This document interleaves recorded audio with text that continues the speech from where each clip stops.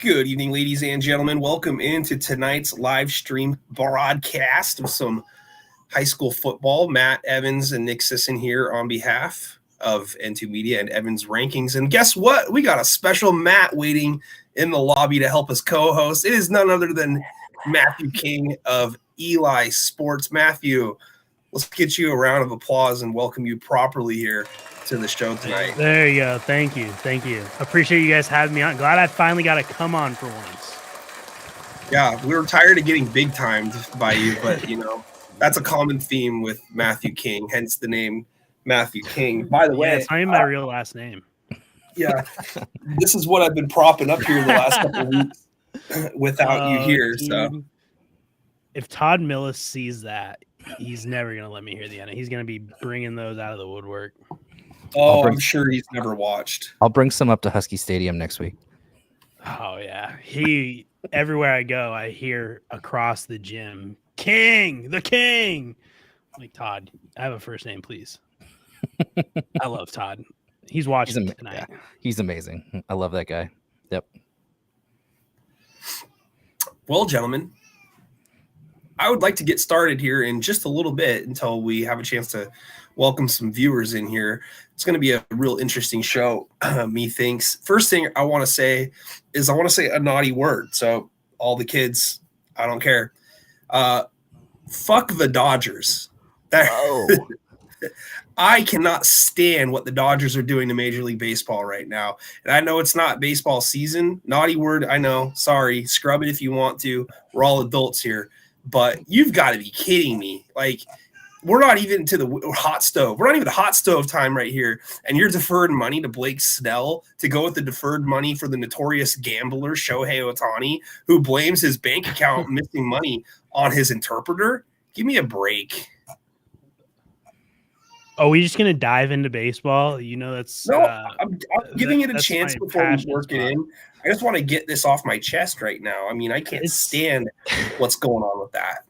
It's the deferred money that's the biggest issue to me. But I also think that there needs to be a gap, a salary cap floor and a salary cap ceiling that teams have to fall in line. The fact Blake Snell's signing bonus is almost as much as the entire Oakland baseball team's payroll from last season. So yeah, it's insane. Las Vegas? They're just the Athletics now. So okay, it was Oakland A's last year, so they're good. Yeah, they wouldn't even put Sacramento in their team name, which is weird to me. But they should go Sacra Vegas. Man, I'm a Phillies fan, so yeah, obviously it really bothers me that the Dodgers are getting away with all of this. But the thing that bothers me the most is that my sister's a Dodgers fan, and our text line has just been blowing up of Blake Snell this, Blake Snell that. And I'm like, yeah. Quit. You guys are the new Yankees. I mean, that's really what it is they're the new Yankees and just another team to hate. I still do have Lake Stevens to win 4A because it's in my bracket. Now, whether or not they play in the game or not, I can't do anything about that. And by the way, we all know that Coach Levesky here is a loyal watcher, listener of the show. He knows damn well that last week I did my best on air to retract that pick when I said I don't think that they're going to be able to keep up with Chiawana based on how Chiawana's played already down the stretch here. But I'm a man of my word. I will stick with my pick. I picked Lake Stevens to start the year. If they're in the tournament and I picked them to win the state title, I'm rolling with it until they're done. And they're done. And, two-time champs fall. I think they've been in the title game, 4 out of the last 5 years is what it is overall. Great run. You got to give the Lake Stevens Vikings a lot of credit. Chiawana's a real buzzsaw. I know that Mr. Matt Evans was a non-believer for about the first 7-ish weeks of the season, but they've really just been rolling through everybody. I think it's an 11-game win streak at this point now, or a 10-game win streak, Matt? Yeah, 11 games, and they're just a turnover-creating machine. They just, all three facets of the game, they're strong, and they're going to this game's going to be a fun one against Sumner. I think that people are going to be very surprised with how this one turns out. And Mr. King, your impression so far on Lake Stevens going out and, where Chiawana's at? Yeah, that Chihuahua team, they I think caught a lot of people by surprise. I don't think it's just them. I think it's Gonzaga Prep too that have people kind of raising their eyebrows. Maybe the East Side was disrespected a little bit this year, but that Chihuahua team, they're a team that nobody should want to play right now. Like Matt said, the defense, they create turnovers, give that offense extra opportunities on the field, and they take advantage of them. But I didn't see, if you would have told me they beat Lake Stevens, I wouldn't have seen it going down like that. Yeah, I mean, the concerns that I had, guys, was the week prior when Lake Stevens gave up 49 to Meade, and like you just said, Matthew, the fact of the matter is that the East Side was probably very undervalued going into this tournament, and that's a common perception when it comes to East Side football for the most part, unless you got the Bullpups of Gonzaga Prep. They've scheduled super tough over the last, I think, 3 to 4 years, I would say, and making cross-country trips to go play teams, Washington, D.C. recently. And, when you line up games like that, it's easier to gauge kind of where you're at, especially when you're taking on teams that are kind of nationally known. But this season, there really wasn't a lot of strength in non-conference, and it turns out Chihuahua had one of the strongest league games that you could possibly find. Sumner did too, though. Sumner had West Linn on their schedule, and they had West Linn, right where they wanted them on the road, chance to win late. I'm really looking forward to seeing how that game plays out. And then even a transition, since Camas is in the conversation, we're just diving right into the big boys here. I mean, Camas, takes down a hot Arlington team, a game that had a lot of points scored in the first quarter, and then it kind of slowed down. Camas started to move the ball a little bit more methodically. We were able to chew up a lot of clock and kind of ride that game out. Real interested to see how that game plays out, too, with Gonzaga Prep. Great game against Kennedy last week. I mean, that was probably the game of the week in 4A last week. One of you guys can jump in on any of that. Yeah, I mean, 4A, I don't think many people had this selection of teams going. I think Sumner was a pretty trendy pick early on in the season. I was really worried when Carter Coquet went down. I thought they might be in deep trouble, but then he came back and looked like his normal self last week. So Sumner was my pick. I'm like Nick, I'm rolling with him, but I think that game at Chihuahua is very worrisome. And I think Camas is going to get tested big time against Gonzaga Prep, a unique offense from the Bullpups. But if anyone can do it, Camas, they've just been rolling along so well. The offense is humming. They kind of had that wake-up call against Curtis at halftime. I think they were up 3 or down 3. It was 9-6. I remember the score. I can't remember who was up. I think they were up by 3, and then they just went on a tear since then. They've been rolling right along. So Camas and Chihuahua definitely the hot hands, but I'm still going to stick with Sumner.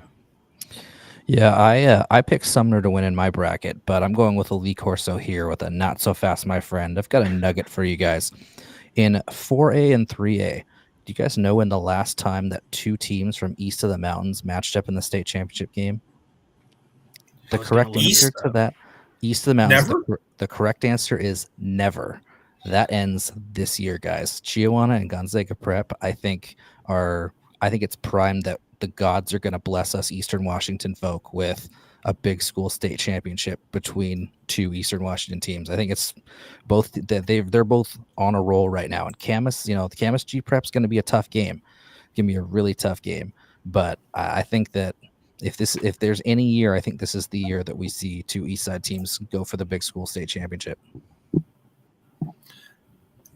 Matt, I read SP Live, You like that Gonzaga Prep game this week, 31-27. I like the fact that you're willing to put it out there and go on a limb. I mean, I don't think that you're quite off base, though. I mean, Kennedy Catholic had a lot of experience, for an undefeated team. They had a really good quarterback in Devin Forehand. They had a really good running back in Indiana Jones. I thought Kennedy Catholic was actually going to get past them. Gonzaga Prep beating them shows me that they are an extremely good, talented team.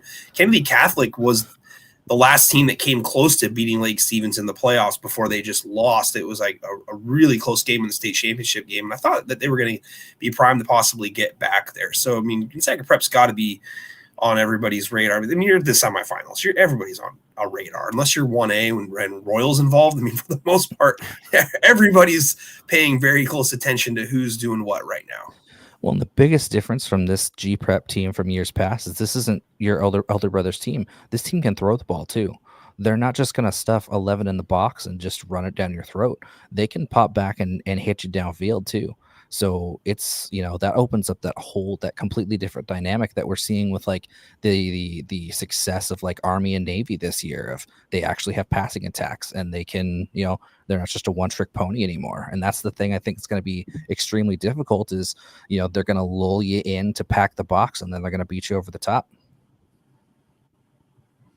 Yeah, I can't wait to see Gonzaga prep. I can't wait to see Gonzaga prep play. I get a call their game against Camas. That game is so enticing. I feel like everyone keeps looking at Camas and saying, okay, yeah, they've done this, but they haven't done that. And they just keep passing the next test. So I think once again, we're going in, can they stop this offense, a unique offense that they haven't seen in Gonzaga prep? So far, they have had all the answers to all the questions they've been asked. But that game, that's going to be a real fun one. Mm-hmm. Absolutely. Yeah, it's going to be a real intriguing matchup. Jake Davidson, the quarterback for Camas, has been performing extremely well this year. Very, very high amount of touchdowns, very low amount of interceptions. Brian's here in the comment section. I think it's near 40 touchdowns and like maybe 3 interceptions, somewhere in that neighborhood. 4,000-yard passer, I believe, as well. And Camas has the ability to grind games out as well on the ground, as we just saw against Arlington. They can score quick. They can, run the ball. They can play good defense. Obviously, as a 1 seed, you're going to give them the respect that the 1 seed garners. But I think it's fair to say, I'm looking at Brian's comment here. I haven't put it up yet on the board here, but says, I've been saying for 2+ months, the 4A is wide open. All 4 are capable of winning it. I think any season guys or any committee, you can make a pretty strong argument for all 4 of these teams being technically 1 seeds. Really, the way that they've performed down the stretch. Obviously, Gonzaga Prep is the team that we would have left out of that conversation, probably because they're from the east side and we're going to punish them because that's just what we do over here on the west side. But still, with how they've played, I think that they've earned the respect of their peers at this point. And I'm looking forward, just like you are, Matthew, to that game coming up on Saturday at McKenzie Stadium. Should be a great atmosphere. 4A, man, I tell you what. You guys got anything else off the top of your head for 4A before we jump around a little bit? Nope, I'm good. I don't know where to go next, but let me answer Danny's question really quick. Danny Salonen, our good buddy from Bellevue there, asks where are they going to hold all East Side state championships. So in the past, when we were playing at the 3 sites, Mount Tahoma and all the other stuff they were doing, they had the option of playing it. It would probably be in Moses Lake, but since the game's at Husky Stadium, it's going to be at Husky Stadium. It's not moving to the East Side anymore. I think that, even if they had the option, I think that both teams would prefer to play over in Seattle. So I don't see that changing at all. Well, we got the stats. Where there they are. 46 touchdowns, 5 interceptions, 3,100 yards passing for Jake Davidson. So, that's a pretty good season, I would say. That's 46 more touchdowns than I threw in my high school career. You and me both. I want to jump real quick to Matthew's alma mater here.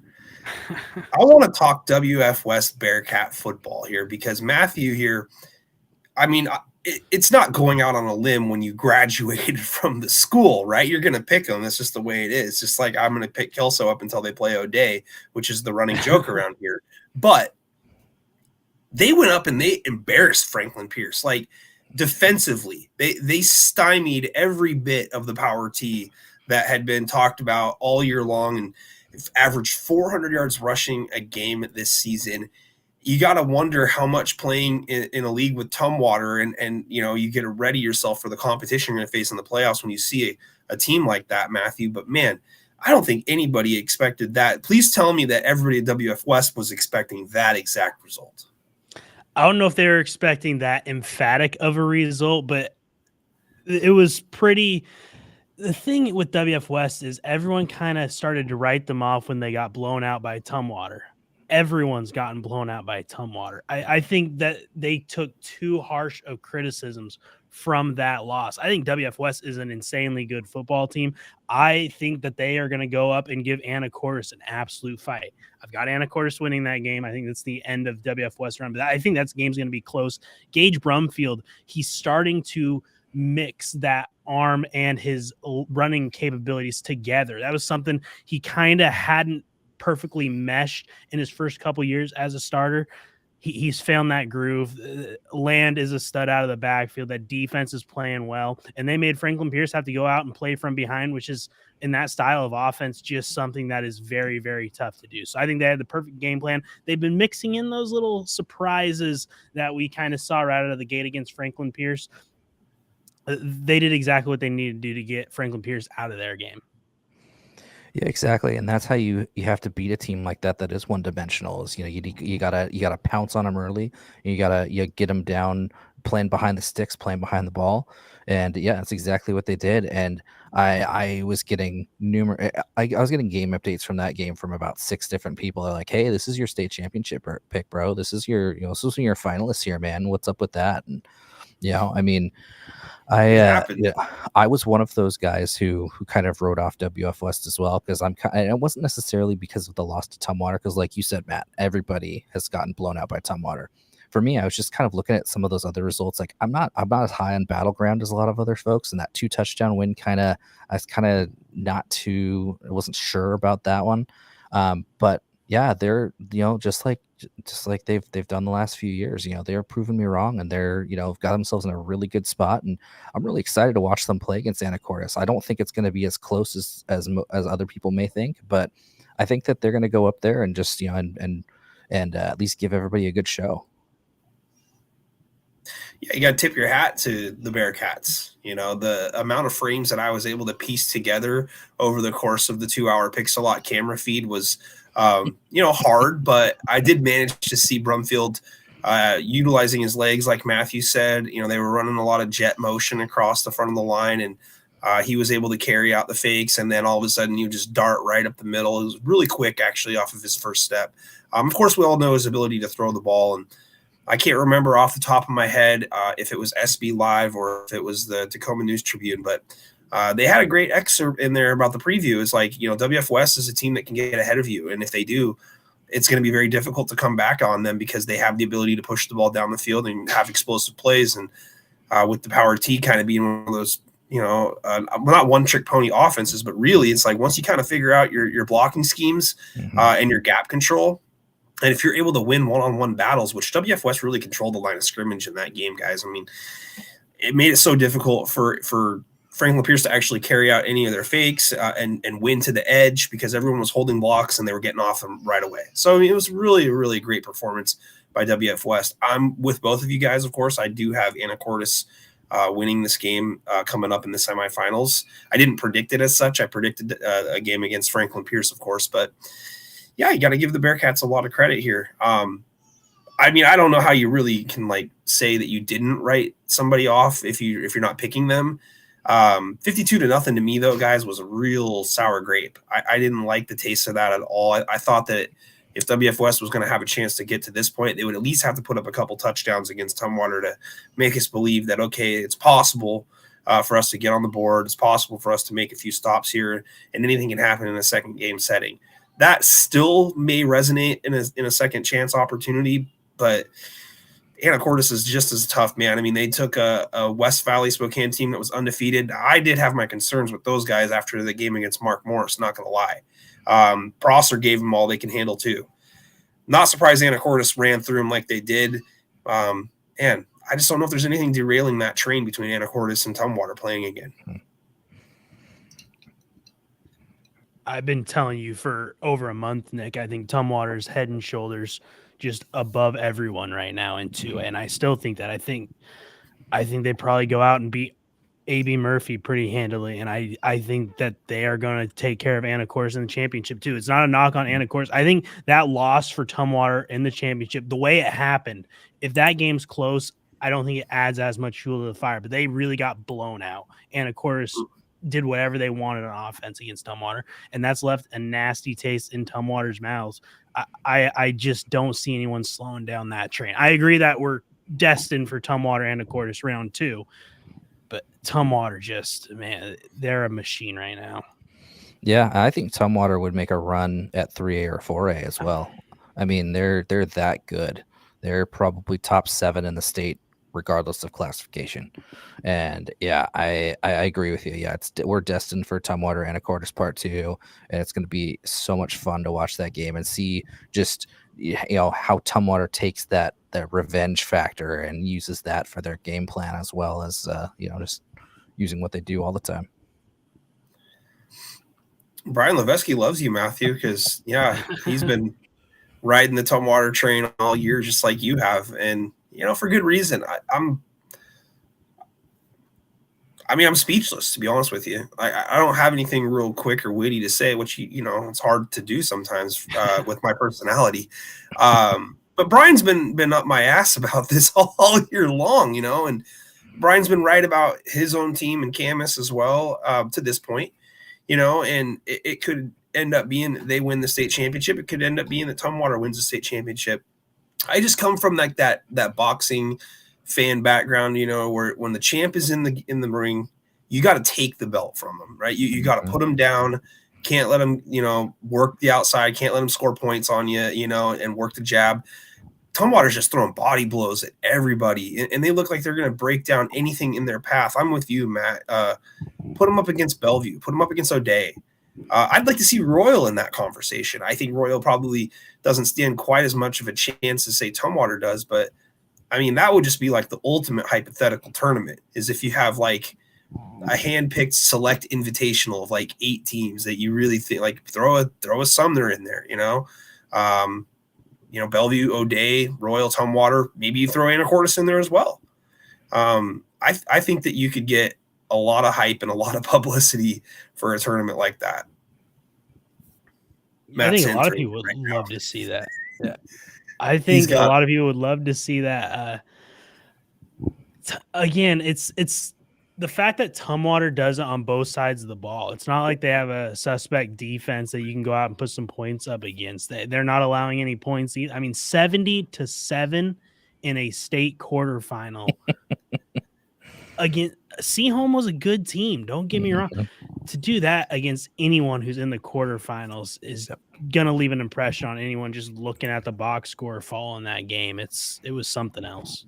Yeah, I completely agree with it there. That was one of those ones where I was seeing that score going, this has got to be third quarter or whatever. And it's like, nope, just start the second quarter and we're in the running clocks already. And like you said, I mean, Seaholm they're the 4 seed out of the Northwest Conference, but they're a legit top 8 team. They just got the doors blown off of them. And yeah, it's Tumwater's title to lose. It really is. Yeah, I mean, by comparison, if you want to go that route and you want to look for the competitive angle in this Tumwater Archbishop Murphy game, Archbishop Murphy, I think, beat Seaholm 55-13, 55-14, somewhere in that vicinity. So, you could end up having, a couple touchdown game. I think I read that you had it, 42-14 in this game coming up here, Matt? 48-14. 48-14. Yeah, I mean, yeah, to put them, I just say, like, if this was the NFL or college, to put that prediction out there in a semifinal, that's a lot of confidence. And I think you might actually cover. That's the crazy part.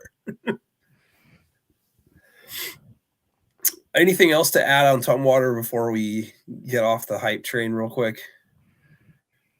I can't wait to watch them live. Yeah. They've allowed 15 points since the start of October. That's it's stupid. Yeah. And they've played so many good teams this year too. That's crazy to me. It's amazing. Linden, Archbishop Murphy, man, those guys just can't seem to score any points against each other. There's not really a lot of game to talk about other than Archbishop wins it 10-9. Their first game was 7-3. Anytime you got Linden going out in the quarterfinals, that's big news to me. Like in any sport, it don't matter what it is. I mean, if it was girls bowling, that's a big deal, So with Linden being out of the tournament here, I mean, Archbishop Murphy avenging a loss earlier, I mean, do they have a chance at all in this game, guys? No. No. I'm sorry, but no. It's again, it's not a knock on any of these other teams. I think it's Tumwater. There's not a giant gap between them and Anacortes, and then there's a gap everyone else after. It's just they're so determined. They've got these 60-30 scores posted up all over their school. It's again, they just added fuel to the fire with that loss last year. How it happened. It's sorry, Archbishop Murphy. If you prove me wrong, I'll come back on next week and own up to it. But that's a binding contract right there. We have that on tape. Yep. Also, for community notes purpose, Linden does not have a girls bowling team. Just for the community notes there. It's not how girls bowling works, by the way. But yes. It's okay. Got it. Come on. we got to teach you a lot. Joke. See, jokes in Southwest Washington are different than jokes elsewhere around the state. So we're just we'll work on that translation there. It's the same. Just echoing on what Matt was saying there. I mean, it's just we're not. I mean, it's not a knock on Archbishop Murphy because they're a great team. They've had some great results this year. It's just that Tumwater is in a class of their own. I mean, exactly. Tumwater, Anacortes, and then everybody else is kind of, is slightly lower. And, and Archbishop Murphy's had a great season. I don't think, I'm kind of bummed we didn't get to see the Archbishop Murphy Enumclaw game was originally scheduled for week 8, but it's all good. They to do what they need to do to have a strong team this year. But it's gonna be a fun thing to see this week. I just gotta say, I want to put it on record real quick. I feel like that we're really maybe not we. I feel like a lot of people are really looking over Anacortes here. I really do. I know it's so easy to fall in love with the Tumwater scores, the differential, the box scores. Everybody who's getting carries, they had a game with 19 guys getting carries and stuff just recently. Of course, beating Seaholm, a team that Anacortes played and only beat by 2 touchdowns. But in a head-to-head setting, when you just played this team and you have that confidence factor knowing that you put 60 up on them the year before, and they're returning a lot of guys from that team still, by the way. The quarterback's not one of them, but they got Rylan Lang, they got Brock and Brady Beaner. I mean, they got plenty of playmakers. Their offensive line has been one of the better offensive lines in the state over the last couple of seasons.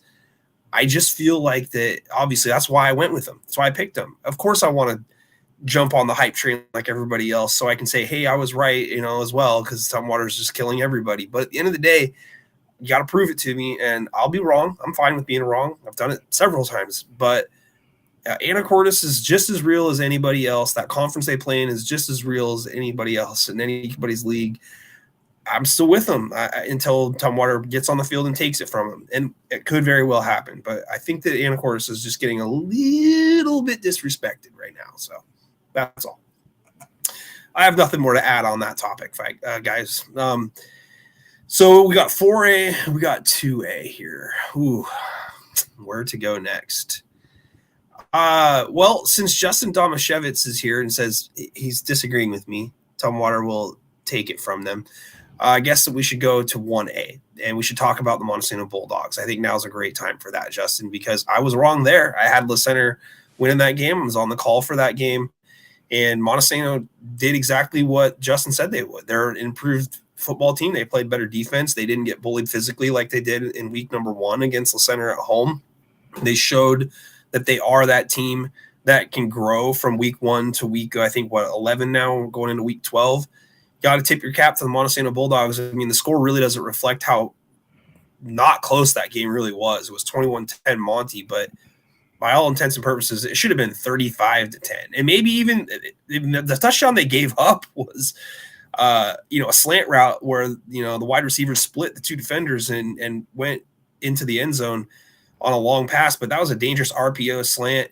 And Monty was wise to that for the remainder of the game. So you got to give the Montesano Bulldogs a ton of credit. They're into the semifinals to take on Seton Catholic. Yeah, I kind of wrote off Montesano when they had that loss to Rochester. And again, I think looking back at it, that was just a perfectly executed game by Rochester. I think Montesano, losses during the regular season are a good thing a vast majority of the time. We look at it as a team lost. Oh, they're not as good as we thought. Teams learn a lot from a loss. They kind of keep that ego in check. I had Le Center also winning that game against Montesano. Seton Catholic's a different monster for Montesano, but I think they are coming in with all sorts of confidence. That's a really big win. I think Le Center was a little bit underestimated coming into the state tournament as a whole, and Montesano went out and took care of them. So, yeah, respect to the Bulldogs. That was a huge win and a win I didn't see coming. Yeah, I wish I could say the same, but I did have Montesano beat Le Center, and I one of the few times I was actually right. But they're just it's like, it's in education you hear the term growth mindset a lot. It's you learn from your mistakes. You do. It's great to have your positives, but you learn so much more from your negatives because you figure out where the problems are and you can address them properly. And that's one of the things that we talk about all the time now. It's just a team loses, but you take the game film and you can just learn so much from it. And that's kind of, I feel like Montesano is just, since that loss to Rochester, it was in a driving rainstorm. Yeah, they had 12 plays the whole game. But, you take that and you see, okay, how do we improve better the next time? And they're starting to kind of hit at the right time. And who knows, going down to Seton Catholic coming off that crazy game against Life Christian Academy, maybe this is a prime opportunity for Monty to knock them off. Who knows? Damn. Justin Domashevitz, I feel like, he's not only anointing Matt with that, but he's also throwing shade at me and Matthew. Matthew King, he throws a crown at the end of it. And then I think he just wants to hype you up because I was wrong. I don't know, man. I mean, I think Justin really does want this podcast beef to get started right now. So, well, he's just keeping me buttered up for the next time I appear on the scrimmage. So, that's what it is. Yeah. I heard a rumor like a couple months ago that we should have Nick Sisson as a guest. I mean, it must be Daniel shutting that down or something because I've just like Matthew King, I haven't gotten a call from him. So Oh man, my phone still hasn't rang. Man, unbelievable.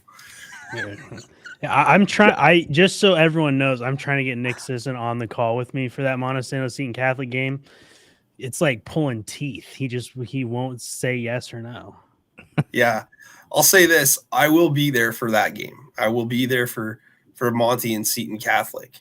Camas and Gonzaga Prep, it's still in the air. I got to figure out if I can get a babysitter at work, essentially, so I can head out a little bit early. But I will definitely be down at McKenzie for game number 2. I wouldn't miss it, Seton and Monty, because I want to definitely be hyped up on that call. That's going to be a great one. It's going to be fun. I'm looking forward to that one. But yeah, back to the game real quick. I just want to point out, Matthew, you said something, Le Center, right? Hyped up a little bit going into this game. A lot of people were going to pick them for good reason, right? They're a very good team, very physical. They just didn't utilize it. And I love the fact that I've done 4 Le Center games just this year and gotten to know them and their fan base. They got a great team. They got a big kid at quarterback, right? He's going to graduate, Wyatt Aislinn. And then a great senior running back in Isaac Cromie. I think that Cromie had maybe 4 total carries in the second half, and 2 of them were on the first 2 plays on their offensive possession. And if it wasn't for Mason Rasmussen making 2 fantastic individual tackles on one-on-one plays on the edge, they probably would have went back to him a little bit more often. But I'm not trying to be critical. Coaches have a tough job. I just would have been riding my horse into the ground in the last game of the season. The guy that got you there, give it back to him over and over and over. I just didn't feel like that Le Center really played to their strengths in that game in the second half. I felt like they let Montesano dictate the game, dictate the pace. And then by the time that Le Center got the ball back, they felt like that they needed to do what Montesano was doing to them, which was work the screen game, work the RPO. And that's just not who they were this season. And you got to give Montesano a lot of credit. I just feel like that Le Center could have done a slightly better job of executing what they like to do and implement how they want to play football. I don't know if either of you guys watched the broadcast. I'm imagining Matthew was busy doing a game at that time, so no. I watched the broadcast on Monday. It was late, but I watched your broadcast. What are you talking about? No, it was live. I meant live. Yeah, I didn't get to watch it live. I was calling state soccer. Shout out to the Spudders, by the way, best mascot. Yes, but yeah, yes. The Center. They didn't do what brought them to the dance, like you just said. And the team that Montesano will go up against next in Seton Catholic, I don't think falls in the same trap because they have Jacob Williams out of the backfield, who's an absolute monster as well. Yes. Montesano, you can almost carry over the game plan, though. It feels like the only difference is Seton Catholic, they again aren't ever going to go away from that. And I was left scratching my head as well with why Le Center did go away from their guy. It was baffling to me, but again, Montesano, just hats off to them. I think it was a lot of what they did. Their goal was to take him away, and they did that. Yeah, exactly. Montesano won that game. It wasn't a thing where, they backed into a win or something. They came out and they earned that win. They dominated the game, like statistically as well. And they had 3 interceptions. How do you overcome 3 turnovers usually in a game? Le Center did have 1 giveaway, but it was late in the first half. And by the way, no fault of Woodlands, but man, the scoreboard didn't even work during the game. They couldn't even get the thing turned on. Nobody had any idea what the time remaining was at any point in the game other than the officials telling them and pausing the game momentarily. The whole game was super wonky, to put it lightly. But yeah, Montesano dominated the game, guys. They were winning everywhere on the field for the most part. Le Center didn't even sniff the quarterback. And Montesano, I think, only had 1 sack themselves. There was tons of great protection all around. But yeah, the Bulldogs are for real. And like you mentioned, a little bit of a preview for that game that we're going to be at down at McKenzie Stadium. The difference between Seton Catholic and Le Center is Colton Gesser. Seton Catholic's got a quarterback that can work down the field with his arm a little bit more. He can use his legs if he needs to. And then they've also got a great weapon in Joe Calarame. Teddy Wajorek is another wide receiver out there. Riker Ruelas. They've got weapons. And that's no disrespect to Parker McKinney or Houston Coyle for Le Center, but there's a reason why Seton Catholic fell behind 14-0 on the road in the first 7 minutes of the game at Le Center and was able to work themselves back and win it. Is because they're patient, they're methodical. They've got a guy like Williams, and then they've got a Swiss Army knife in Calarami, and they got a quarterback that can throw the ball down the field. So. Yeah, no, I called Seton Catholic against Kalama, and that was kind of an eye-opener because Kalama went right down the field and scored on him. They lost Aiden Brown, unfortunately. That kind of derailed Kalama's entire season. But Seton Catholic, they went out and they just started to go to work. It feels like they're a team that is always going to need to just get that early feeling out process. If they come out and they score right away and then get a stop, watch out, because that means they're probably putting together their best game of the season. But yeah, Gesser has a massive arm. They have a ton of weapons. They've got a stud running back. They are very physical up front on both sides of the football. They can make plays in the secondary. It's a different monster this week for Montesano completely. Meg, it was about a 5 to 10 minutes in front of when they were going to kick off. And they actually kicked off 5 minutes ahead of actual time where the game was supposed to kick off. It was supposed to be right at 1, but they ended up getting the kickoff at around 12:55. So they could have utilized just a little bit more time if they needed to. But yeah, they came out and they introduced the entire rosters and then went national anthem. But yeah, the press box was on the phone with somebody from the Woodland side trying to figure it out all the way up until kickoff, for about a half hour, because they were trying to get the countdown going at about, I think, 30 minutes or so with the teams on the field. So I was right next door to them. And yeah, it was an unfortunate situation. Yeah, state quarterfinal game. I know that the Woodland scoreboard was working just fine a couple weeks earlier against Cedar Crest. But it's kind of what happens sometimes when, you have outside personnel come in and they run their version of the game from the press box like they would at Le Center, and being kind of unfamiliar with things. I mean, Matthew and I are familiar with this all the time when we go to new locations to stream games. It's like, where are we setting up? Where's our camera going to be? What's our internet look like? There's a lot of variables that go into setting up and doing something at someplace new. So hats off to the Bulldogs. Let's transition real quick to that Seton Catholic Life Center game, because this game had some real controversy in addition to it being a very competitive ball game, completely back and forth. What a great game. First of all, it's a shame that one of these teams had to lose. I want to get out early on this one. I think Life Christian is a sneaky team no longer. They are ready to break through. I think next season, I would not be shocked to see them reach a semifinal or even a finals. They got a great quarterback in Jabez Woods, and who looked phenomenal, was able to work the offense super well.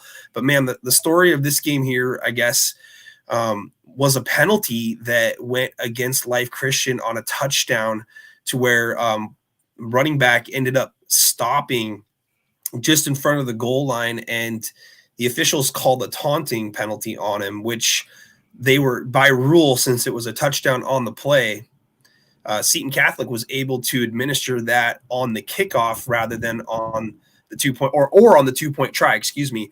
And they opted to do it on the 2-point try so they can push them back to the 17-yard line and force a kick. Well, they ended up going for 2 and not getting it. And that turned out to be the difference in the game. Instead of it being 42-42 at the end and possibly looking at overtime, it's 41-35 Life Christian. And then a procedure call ends up giving another opportunity for Joe Calarami to return the kick for Seton Catholic, and gets it all the way, I think, to the 27-ish yard line of Life Christian. And then Jacob Williams ends up punching it in with little to no time on the clock, and Seton Catholic kicks the PAT and they win it. But man, what a great game. I think Life Christian deserves a lot of credit. Same can be said for Seton Catholic, being down, being the favorite, and then figuring out a way to come out and win the game. Hats off to both teams. It's a shame someone had to lose. Yeah, there were a couple of on that last Life Christian scoring drive, a couple of really interesting catch calls. I thought that the first catch out at the 50, I think, I looked like the player was out of bounds there, but a lot of interesting calls in that one. But yeah, I mean, like you said, it was one of those games where you knew that the team that had the ball last was going to win that game, and kudos to Seton for driving down on that at the end there and being able to punch it in and hang on for that for a big win there.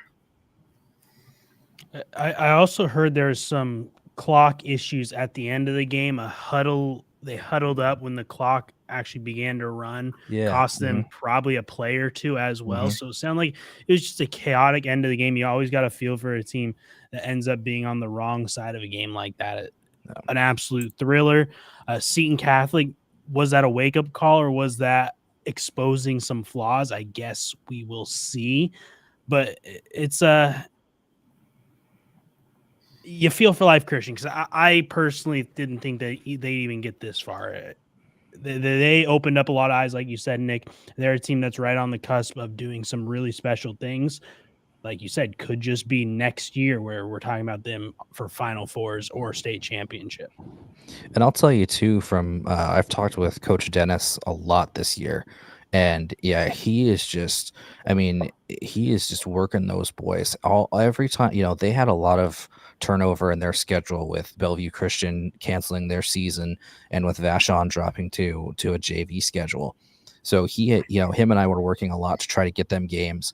And I can remember a couple times, reaching out and he'd say, "Hey, who's available?" And it'd be, like a 3A, 4A school. And I'd be like, "You sure, these guys?" And he goes, "Oh, we want to play everybody. We want to make sure that, I don't care who we play. I don't care about taking losses. I want my boys to be prepared for the playoffs." And, it got me wanting to run through a wall for him. And, I agree. I think that this team is going to, they've got the talent coming back and the talent there that I think that they're going to make a deep run next year. They're going to be kind of like Seton was last year, where, they kind of made that, they kind of were that team where like, are they supposed to be here? And then now they're legit. I think that's going to be Life Christian next year. Mm-hmm. These two teams are going to meet up again next year at some point in the playoffs, I think. Seton Catholic's not going anywhere. They got a lot of young guys on this roster still. They are going to be losing some dynamic players, but they got plenty of guys coming back. They're big up front on both sides. They got a D tackle. It's like 275, I think, a sophomore. They're going to be there. They're going to be just fine. Life Christian, though, they've already shown that they're willing to schedule tough non-league. They scheduled Enumclaw last minute. They scheduled Napavine, won that game. I think that they got a great returning class coming back already, and they're just going to add to it, having the resources, we'll say, to do that. Conversation for later, but still, they're going to be just fine. And to what Matthew said, in terms of Seton, is it a wake up call? I don't really think it's so much of a wake-up call. I think that internally they knew how good Life Christian was going into this game. I will say this. I did run into some folks from a team that played Seton Catholic earlier this year. There was a comment I just saw a little bit from Justin that said Seton's schedule was pretty soft besides the center. Soft was a word that was described to me by how Seton Catholic played on defense. Are they exposed a little bit now? I don't know. I don't think so, because I think that Life Christian was super dynamic on offense and had a lot of weapons, was able to utilize a lot of athletic ability.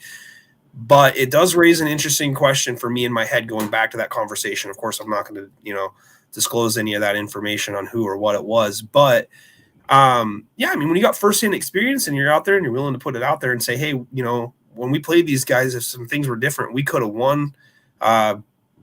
It kind of makes you think, are they maybe not quite as tested to this point? La Center being really the only benchmark that they've had so far. Their two non-league games were Mark Morris and Columbia River. Mark Morris was a playoff team, and that game was over by halftime. But the Greater St. Helens League didn't have a great showing in the playoffs, so it's really hard to use that as any kind of a barometer. Yeah, and it's fair. I mean, you play who's in your league, but scheduling those two out-of-league games – and then those teams not exactly having as strong a seasons as you would have liked. Again, I think Mark Morris had a very good year for their circumstances coming into this season, the turnover and all that. But for Seton Catholic, the Trico 1A, stronger, I think, now than it has been in the past, but still a little bit of ways to go. Kalama, that game was supposed to be a big one. And again, the loss of Aiden Brown after the first drive kind of took a lot of luster off of that matchup immediately. So, it's nothing against Seton Catholic. They played who was on the schedule, but they definitely have some questions still. And Montesano, they're not going to feel sorry for Seton Catholic at all. No, nor should they. No. It's one of the same reasons why like the Big Nine was getting, some like shafted a few years ago in the seating committee. You'd have these really, these good records, but the team, you can only play who's on your schedule, and it's not Moses Lake's fault that Davis doesn't have a solid program or Eisenhower has a solid program. They do their best to fill in with the non-leagues, but if you miss the non-leagues and you hit a North Kitsap when they're down, or a Mark Morris who's going in through a coaching change, you can't control that. You play who's there, you do what you do, and you get what you get.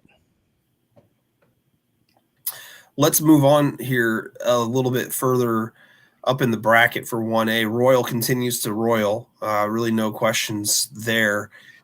Pretty much able to do whatever they want, whenever they want. They got to take on Kashmir, and Kashmir really easily dispatched Nooksack Valley, a team that a few of us were pretty high on. I had Nooksack Valley win in that game against Kashmir, and I think it just kind of shows to the testament of the SCAC, that league super tough. You could probably make a case for Zilla being a team that, depending on circumstances, they could have maybe won a game or two, depending on who they matched up against. I believe they had Nooksack Valley in that first round game, but a great testament to Kashmir. They lost 55-14 though, guys, to Royal earlier in the year. It's tough to see anybody really giving them a game. I don't want to discredit Montesano or Seton Catholic, but it just seems like a formality at this point here for Royal just to get their next championship. No, I still got Seton Catholic. I picked them to win. Trying to maybe steal surprise while everyone else picked Royal. But yeah, Royal's Royal. I mean, we have the same conversation every year. You can go back to the episodes you did last year, Nick, at the end of the season. I guarantee the same things were being said. They're just they reload everywhere every single year, and I don't see a different result for Kashmir. I will say I overlooked Kashmir in a big way. I looked at that matchup with Nooksack Valley and immediately said, "Oh, Nooksack Valley's winning that one." Didn't even give it a second thought. So, hats off to the Bulldogs for again a dominant win over Nooksack Valley. But you're facing Royal this week. It's a different game. Yeah, and same here. I mean, I have a good contingent of Kashmir fans or players who send me highlight films a lot. I've been watching a lot of Bulldog football this year, and I've picked against them. And I mean, they're tough as nails. But yeah, you're going into Royal, and unfortunately, the only team that can beat Royal is Royal.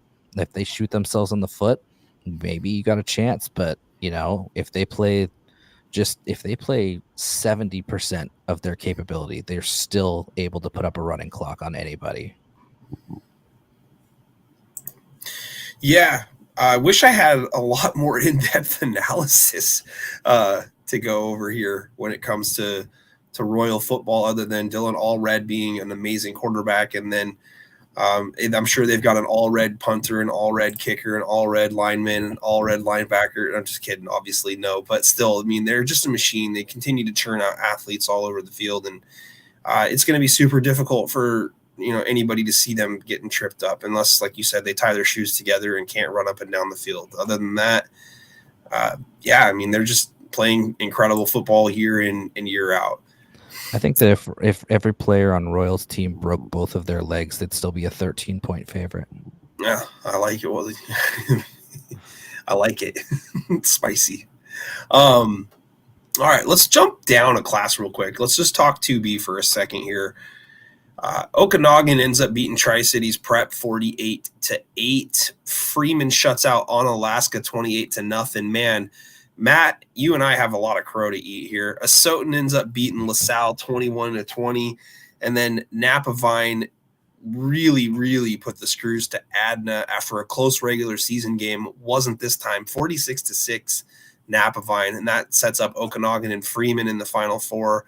And the other half of that Final Four is Asotin and Napavine. Last week, Matt and I dubbed the Okanagan Onalaska game the true state championship game, of which we were quickly quoted as saying, "Oh, well, what's your prediction?" And I went 44-27 Onalaska. I can't remember Matt's off the top of my head. I think it was like, 35-21, somewhere in that range. Yeah. Oh, yeah. Wow. We were real close there. 0 for the Loggers. Rumor has it that the game was not in Grittville this time around. It was actually in Centralia. But that must be the reason why that Onalaska wasn't able to find any grit. But Freeman, they've done this before, guys. They've come over to the west side last few seasons. They beat Eatonville.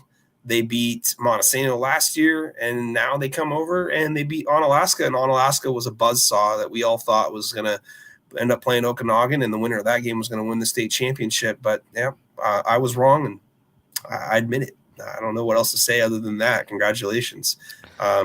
Freeman, though, man, I mean, maybe that's the game that is the real state championship. Who knows? But I don't know. Okanagan's going to be a tough team for them. Yeah, so I was wrong, but it was very similar to that WF West Franklin Pierce game. Onalaska's they're a run heavy team, and you get them into situations where they have to come back and score lots of points quickly, and it's not something that they're built for. And Freeman came out with a good game plan, and they executed. And kudos to that. Hats off, man. And that's the thing, too, is like Freeman's no slouch. They've been a power in the 1A level for the last decade plus, and dropping down a classification, you'd think that not much is going to change, and it sure hasn't. I'm honestly glad I couldn't make it last week, because I would have been right there with you guys and saying Okanagan was the state championship game. I didn't see that game going down like that at all for Onalaska. let alone them putting up a goose egg on the scoreboard. They have such a dynamic backfield, and they shot themselves in the foot a little bit. But Freeman, again, you have to give them all sorts of respect. They came in and they wanted to make Onalaska uncomfortable, and that's something that the Loggers really haven't been this season. They got blown out by Nooksack way back in week 1. Since then, they've just been able to run the ball, do whatever they want on offense. Freeman made them change up their game just a little bit, and as that game went along, they got more and more uncomfortable, and that was really their undoing. Yeah, I mean, like you said, that first game, the Nooksack Valley, the only game that they didn't win, and 42-19 against Nooksack Valley. I mean, that's really not that bad of a loss considering the 1A 2B matchup there. You figured that they would have at least found a way to eventually get into the end zone, but I think the big story of the game was the fact that Freeman was able to utilize their offense as a form of defense and ball control as well. They weren't scoring quickly. They were using up some clock, and probably put that in the back of Onalaska's mind that, hey, if we don't find these explosive plays, we might not be able to grind out a win like we used to be able to do. So got to give the Freeman Scotties a lot of credit there in that win. Yeah, I think Freeman deserves a bulk of that credit. Again, when I say Onalaska shot themselves in the foot, a turnover here, a penalty there, just little things like that. But Freeman, again, when you make a team uncomfortable, those things start to happen. When you get them just in a little bit of a funk, all of a sudden they've got other things in their mind. All of a sudden they don't remember the snap count. They might jump a little bit. All of a sudden that ball might be a little bit looser because they're thinking about, we need to break a big play. You can punch it out. Just again, Freeman deserves that defense. I think mostly deserves just a ton of credit for making Onalaska uncomfortable. Absolutely. How many times did Onalaska score 50+ points this season? And Freeman comes in and nil. I mean, they deserve all the credit. Well, they're going to need to bring that same defensive mentality coming up this week in the semifinal against Okanagan, a team with one of the most dynamic quarterbacks that you're going to find up and down any class in the state of Washington, and Carter Kukenbu and Okanagan looking to defend their championship and get back to it for their 3rd straight season. But Northeast 2B football was the theme on Twitter on Saturday, and that's where Freeman comes out of, and they were the 2nd place finisher. The 1st place finisher, though, guys, the Asotin Panthers again found themselves in a tight one with a double-digit seed. They took on LaSalle, and they end up gritting out a win 21-20. The Panthers are into the semifinals, and they're going to take on Napavine.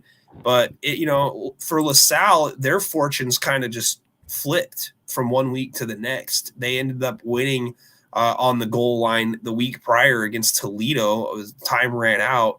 And then this week, a 2-point conversion attempt to go up on Asotin and win the game late fails, and Asotin was able to win the game by that 1 point, and they ran the ball very well. Cody Ells had 17 carries for 110 yards and 2 touchdowns, and then Peter Eggleston had 101 yards. I mean, over 200 yards rushing as a team there. Asotin obviously is going to look to be physical, and they're going to need to be when they take on Napavine, a team that has tested themselves. They still haven't lost to anybody in the 2B ranks this year, guys. Yeah, LaSalle had that close one over Northwest Christian in the first round. It was Tri-Cities Prep that beat Toledo. But, yeah, they were both nail-biters coming down to the wire. Yep. No, you're good. Nope, not. Similar ending games. Asotin, I think a lot of people, including myself, looked at and saw that number 2 seed and left scratching your head as, how are they in number 2 seed? And they've come out and they've gotten the wins over Clay Elum and then LaSalle. They've both been close, though. Now you're taking on Napavine, kind of the gold standard over the last few years. You could argue them and Okanagan back and forth all day. Asotin just leaves a lot to be desired for me personally. I mean, hats off to them. They've had a great year, but you can't be playing these close games against teams that know how to win when the lights are the brightest. A team like Napavine that has, again, a lot of new faces from the last couple of years, but you got a guy like Carson Denault making plays for them. They just are loaded with playmakers. I think this is a very tough matchup for Asotin. Had some nail biters. So if they can keep it close late, I think then you get into that coin flip game. But man, Napavine is just, I think they're going to have a they're Napavine again. The thing that's wild about Asotin too is they have 3 seniors on the offensive line. Their star running back, Peter Eggleston's a senior. Everybody else is junior, sophomore, or freshman. So these guys they're getting great experience as young players that's going to pay off for them next year and the year after. I think that and this team is it's very much a Jim Holman team. If you know Jim Holman, this team just they they're tough as nails and they're never going to give up. When it's even if they're down 3 scores, they're going to find a way to sneak to get themselves to the point where they can win. And sometimes I feel like this is I picked Asotin to win 2027 over Napavine. It's going to be the game's going to be really interesting because we've been talking about in the postseason here, how is one team going to deal with the bus legs? In this circumstance, both teams are going to have to deal with the bus legs because you're going to have Napavine making the 3.5-hour trip over here to Richland, but Asotin's got a 2.5-hour trip over here to Richland as well. So there's any sort of road team, a home team having a favor. There's not going to be much favoritism in here. You're going to see the team that can come out and execute the game plan is going to be the one that comes out with the win. And I think you have Napavine, who has all of these people with their experience in state and can tap on that. But I think that I think Asotin's a team of destiny right now. I think they're gonna take it. Yeah, one thing that you could say about Asotin is they know how to win close games. They've been playing them, throughout the season. It seems, that's a lot of reason why people kind of fell in love with the idea of Onalaska being able to beat Freeman. Is that you line up the who beat who by what, and then Onalaska dispatched Newport, and then you look at the difference, and it was a 14-point game between Newport and Asotin, and you're like, well, if that's their best team, then they beat Freeman, we should have no problem beating these guys. And then you show up and you don't show up, and it's a totally different mindset when you look at the box scores versus the team on the field across from you. And that's one thing that the Northeast Bi-County prided itself on. I think, Matt, when we did our show back week 4 or so, week 5, we looked at Northeast 2B, and they didn't have a team with a losing record. I think they only had 2 teams with a loss. So by the time you get into league play and you look at how they're playing against everybody else outside of the league, and then they're just going to kind of tear each other up, it wasn't like you had to beat just 1 or 2 teams to win the championship. Northwest Christian Colbert in there, and then of course you got the 2 teams that are left in Freeman and Asotin. And I know I'm leaving some teams out off the top of my head. I mean, obviously Newport being in the playoffs and such, but there was more than even that. So you got to really give them a lot of credit.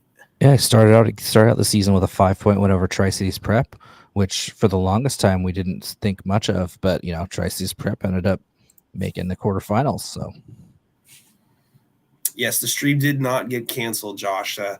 God, I don't know how we made it another week after last week. All the accusations of the water and Royal and the doctors in Linden flown in from the Netherlands. I mean, gosh, so many crazy things going on last week. God bless that the FCC doesn't really care what we do. So that's good. So guys, again, 2B Napavine taking on Asotin, and then Okanagan Freeman should be an amazing semifinals. I did have Okanagan Asotin in the championship game. I had Asotin beating Liberty Bell, and then I had Okanagan beating Onalaska. So, only 2 of the 4 teams in the semis for me this time around. I had Onalaska over Napavine, which obviously isn't possible now, but Okanagan, I think that they're positioned well to beat Freeman, but again, that doesn't necessarily mean anything because I thought Onalaska was in the same position. So I feel like Okanagan, there's no shot that they overlook anyone. I think they're dialed in on this week. I think they take care of business, and I still think Napavine is a tough matchup for Asotin. I think a lot of people, first of all, owe an apology to Coach Josh Fay. I think the accusations when the brackets were released were absolutely ridiculous. And I'm glad you talked about their close game against Adna earlier in the season. That was right after they lost their running back Cale Kelly for the season. This team has worked their way into a groove. They've learned their identity now, and they're playing their best football. CVP out of the backfield, Caleb Von Presenton. This guy is just going to go out there and he's going to grind you away yards, and then he's going to hit some home runs too. Grady Wilson's a monster. I think they got playmakers all over the field. So I still think Napavine gets the job done over Asotin this week.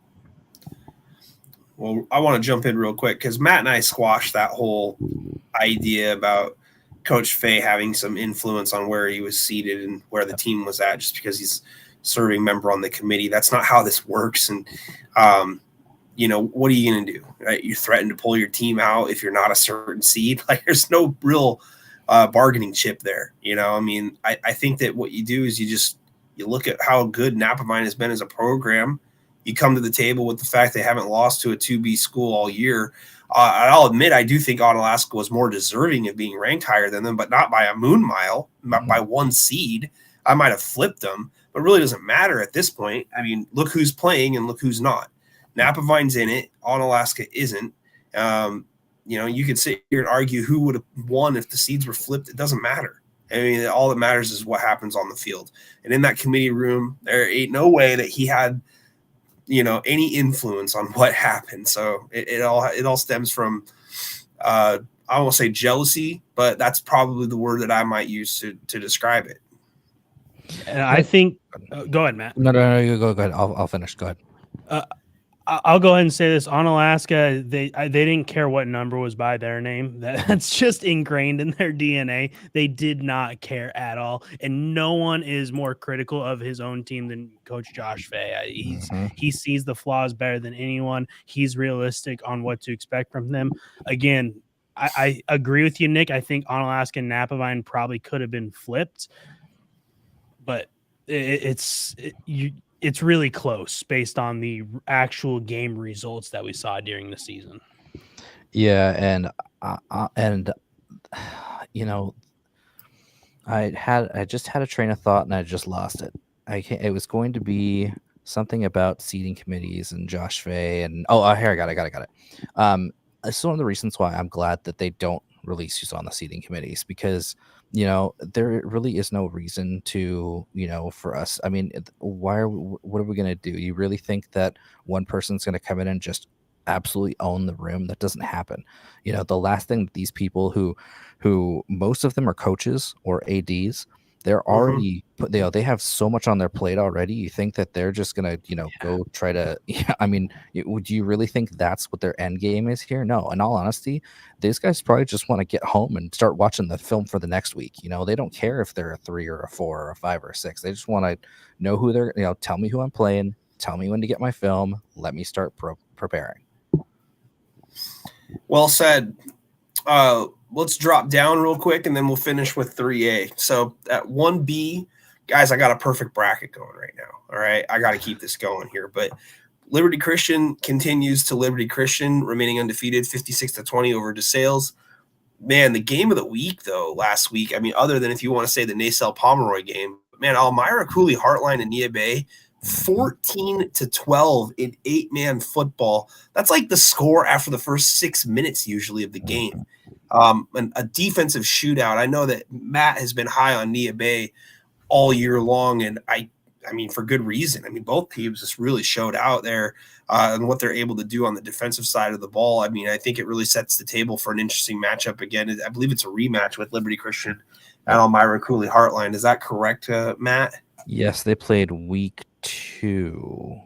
They played week 3. Okay. And obviously Liberty Christian won that matchup. But, I mean, Nia Bay is a real tough team, and that's as impressive of a win as you can probably find at any point in the year. Yes, that game was I mean, obviously the results, it was a toss-up in my opinion. But, I mean, 14-12 just, I mean, that's the type of football you want to watch. I mean, just struggling for every yard. I mean, the Nia Bay or Elmira Cooley Heartline, their quarterback, Caden Correa, he was their leading rusher with 121 yards. Everybody else, they combined for 24 yards rushing in non-quarterback rushes.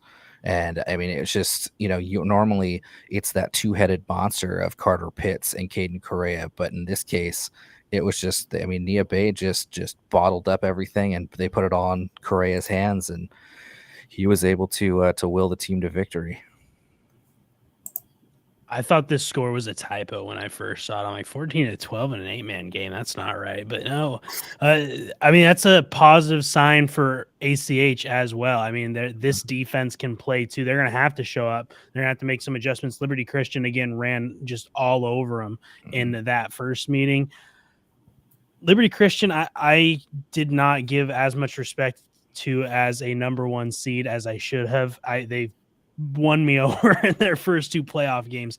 That's a really, really good team, a really fast team, a team that knows what they want to do, show up, and they do it. They execute almost to perfection every single time. But yeah, 14-12, that's got to be the weirdest score of the week to me for a 1B game. Yeah, real head scratcher. I mean, you'll see teams put up 12, but 14 above it. Yeah, not so much. Wilbur Crescent Keller, Garfield Palouse. I mean, there was a 12 involved in that one, but Wilbur Crescent Keller had 56.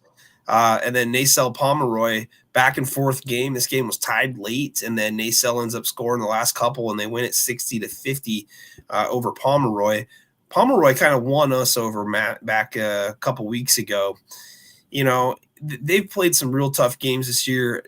You got to give a lot of credit to Nacelle, though. I think that I got word that Nacelle's been playing without Jacob Lindstrom this last couple weeks. He broke his collarbone, and not sure if he's going to be available at all in this next game or possibly the game after that.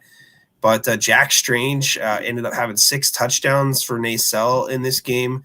Literally and figuratively carried the Comets to victory in that one. It sets up a really, really tough game for me between Wilbur Crescent Keller and Nacelle. I had it picked this way, chalk all the way to the semis. I'm having a hard time really deciding if my gut instinct was correct when I went through the bracket the first time around here between those two teams. I ended up picking Nacelle in the upset, but Wilbur Crescent Keller, I mean, they've been playing fantastic all year long, and I think that's going to be a real tough game for Nacelle to make the trip and to have a chance to win that one. Yeah, Wilbur Crescent Keller is an absolute juggernaut this year. So in their last game there against Garfield Palouse, their senior running back Preston Michael had 31 carries for 263 yards. Okay, it's a pretty solid day as a team. 489 yards on the ground. This year in 12 games, Wilbur Crescent Killers ran for 5,000 yards. So, yeah. Sources say that's a lot. It's a little bit. Yeah, sources say that's a third of the way to the moon, guys. So, yeah, it's they know what and the other thing too is they have 1,500 yards passing. So, it's, what are you going to do? Yeah. I don't see Nacelle. I see this game being over before it starts, to be honest with you. I don't think it's going to be anywhere close. I think my score, I picked 64-30. I mean, Nacelle's they've got a really good team. They've got a good offense, but I mean, Wilbur Crescent Keller's offense is just not on the same world as them. Wilbur Crescent Keller was my state champion pick in the brackets. I think everyone kind of forgets they only lost 4 seniors from a team that played at Husky Stadium a year ago and played Liberty Bell, who was just a different 1B monster. Wilbur Crescent Keller's locked and loaded. They've gotten the taste of what it's like to be so close. I think your score prediction, Matt, is a little bit closer than what this game actually will turn out to be. I just don't see a way that this offense for WCK gets stopped at all. And again, Nacelle with a backup quarterback in there who, again, has looked good. They're still putting up points, but you're having to win a whole new level of a shootout this week, and I just don't see them being able to keep pace. Yeah, 1B is a lot of chalk, and again, if we could revise picks at this point, I'd probably jump on the Wilbur-Christ and Keller train as well. Being as I picked Nacelle in the bracket and they're alive and well in the semis, I mean, I'm not going to on the air change it, but I mean, on the surface, it looks like Wilbur-Christ and Keller is just doing a little bit more, and you're going to be able to kind of utilize their game plan. But hey, that's why we play the games, you know. On the other side, that Liberty Christian Elmira Cooley Heartline, that game looks awesome. You know, I would love to see ACH and WCK end up playing. It's a broadcaster's nightmare having to say all those names out all the time. So that would be the Hyphen Bowl. That would be awesome to see. But Liberty Christian, they're pretty tough. So biggest key for Elmira Cooley Heartland this week is going to be getting Charlie Branning down on the field. Charlie Branning in the last 3 weeks, 45 carries, 740 yards, and 13 touchdowns. The kid is just. I watched him play against Pomeroy. He had 393 yards rushing against Pomeroy. He probably had 200 in the first half. But the thing about Branning that's just crazy for, I think that if he went to Richland, he'd be a top 20 recruit in the running backs. This kid has just got top end speed like nobody's business. He's smart, can find the hole. Once he breaks through, he's gone. And that's going to be the biggest thing right here is I think you're going to, Elmira Cooley Heartline needs to have a spy on him. They need to have a safety, just keep an eye on him and just try and just follow him around. I mean, in the first game, he only ran for 85 yards, but it was still a 50-36 win. So that's gonna be a fun one to watch. I'm gonna miss the first half of that one, but it's gonna be a lot of fun to see what happens there and if Liberty Christian can make the trip up to Seattle next week. All right. Last, but certainly not least, the 3A bracket. Bellevue. A lot of things talked about after that game. Bellevue wins against Kennewick 42-6. Looking like that the Wing T got back on track. They will take on Roosevelt after Roosevelt won a Metro League battle with Seattle Prep 49-21. And then on the south side of the bracket, O'Day had very little trouble with Mount Tahoma, built a big lead in that one. They end up going away 42-14 over the Thunderbirds. And then a little closer, lower scoring game at the very bottom of the bracket in the 3-6 matchup. Eastside Catholic ends up beating Tacoma 20-7. I managed to be tied for first at this point in the 3A bracket challenge. With, I think, Matthew King, of all people. Jeez Louise, what is going on with that? But, guys, I mean, go ahead. I was just saying great minds think alike, obviously. It's not what you said like a week or two ago when Matt put out the standings. You're like, oh, God. No, that was a nervous thing because I knew that you were just going to go on this late surge as we went deeper and deeper into the playoffs. It was a compliment, really. Right. Well, whatever. I accept it. 42-6 between Bellevue and Kennewick. All right.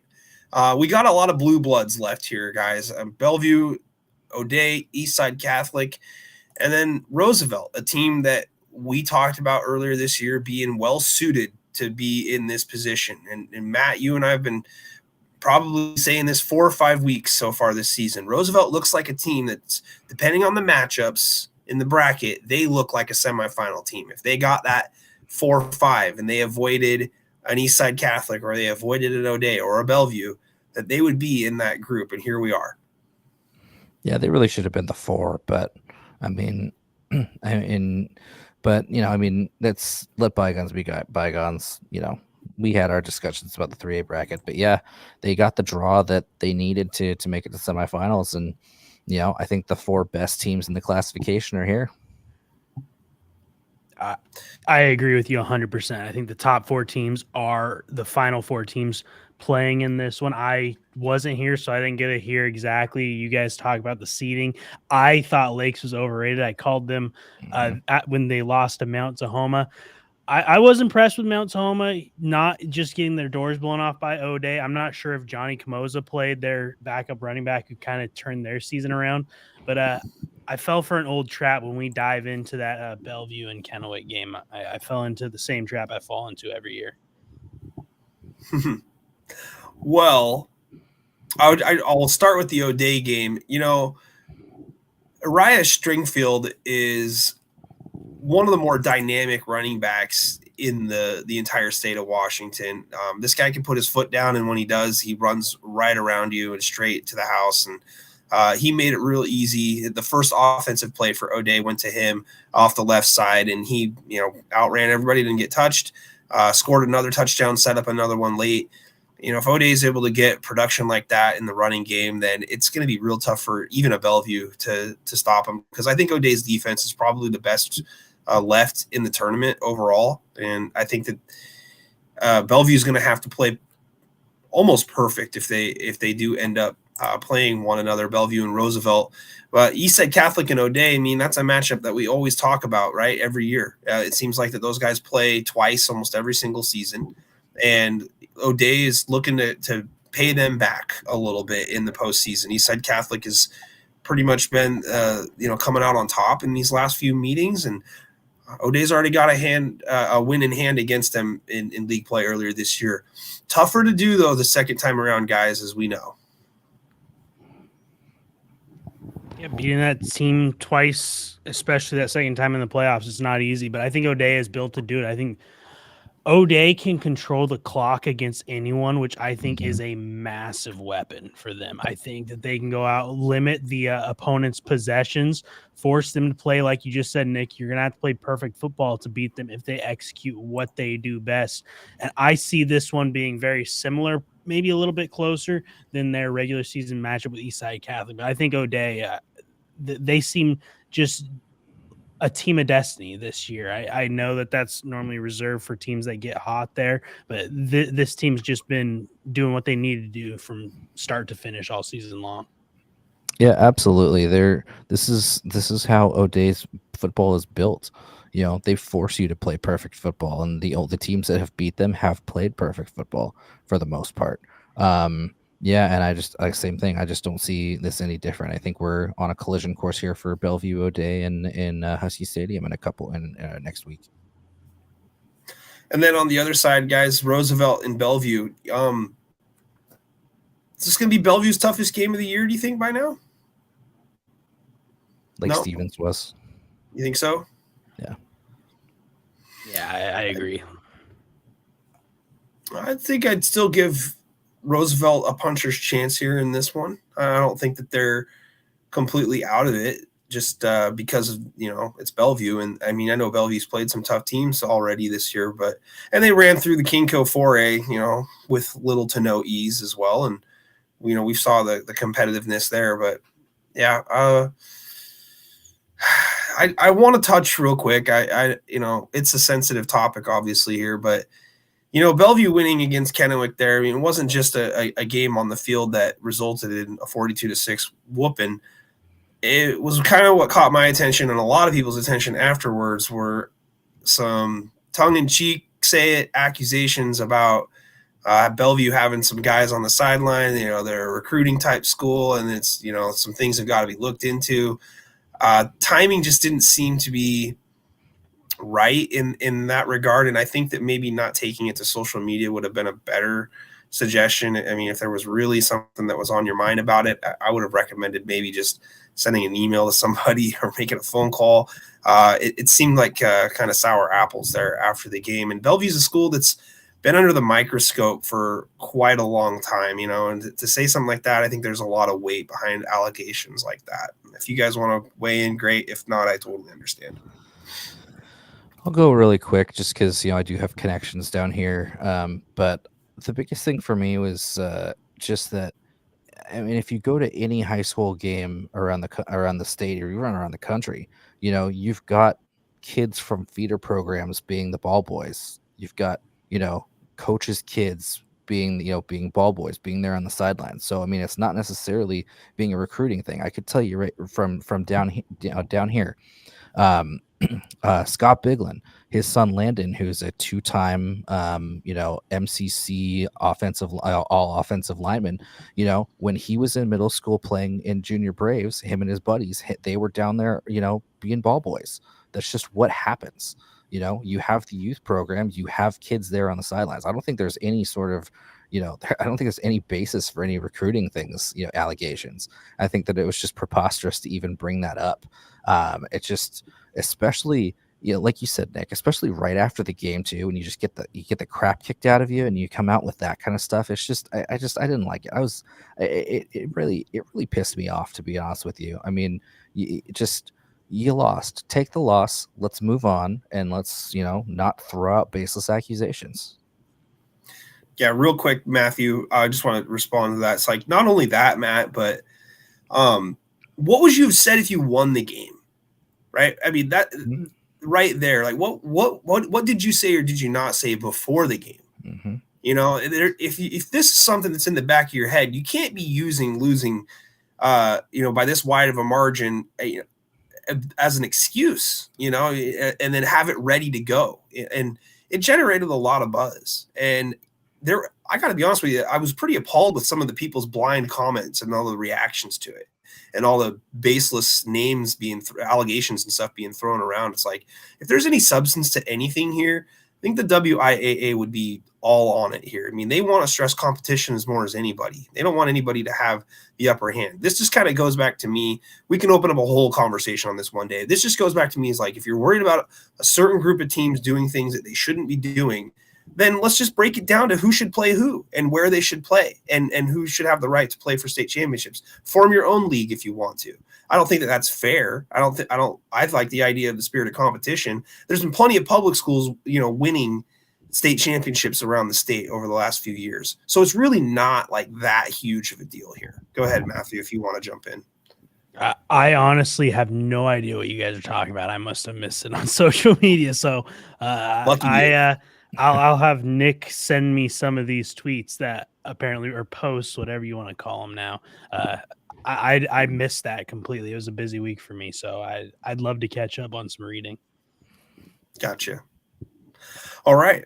Well, that pretty much does it for the bracket. Are we going to pick those 3A games real quick here? And I have O'Day over Eastside Catholic, and then I got Bellevue over Roosevelt, setting up a championship game with Bellevue and O'Day. That's what I have. And I teased that I fell into the Kennewick trap. Every year I look at Kennewick and I'm like, man, this is a team that they're going to go on a run. I picked them to win state last year. And I saw their matchup with Bellevue in the quarterfinals. I'm like, well, good news. I won't have to really worry about that this year. And then Bellevue didn't play great against Stanwood open up, and I fell into the trap again. But I think last week was more of what you can expect to see from Bellevue. So I also have Bellevue and O'Day. Yeah, great question there, Meg. It is an Emerald Ridge hat. It's actually Emerald Ridge Track and Field sent me this hat a few years ago. And, I always like to, whenever I'm posting or talking about Emerald Ridge, I always like to say, hey, it's the best letter combination in the state. So, anytime I get a chance to rep my stuff and their stuff, I'm always down for it.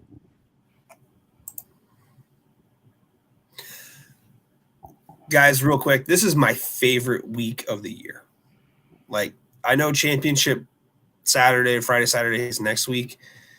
I could even make an argument for next week being my second favorite week of the year, other than being in Yakima with Matthew King, of course. Yeah. But I was going to call you out. Shameless plug. I know you had it. You make a habit out of doing that. But we get semifinals this week. We get Thanksgiving together with the families, friends, people that I'm thankful for.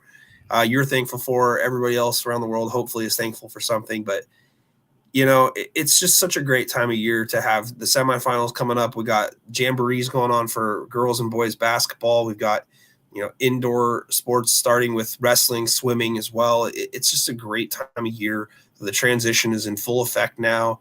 I really enjoy getting together with you guys and having the ability to do this and talk about it. So I just want to say, thank you to you guys for, spending time doing this. And Matthew, I know this is your first show this season, but you've been a guest with us before, and you and I have a relationship off the air here, and thankful for you and everything that you're able to help out with and do for the community for Eli Sports. So heartfelt message there. Just appreciate all you guys.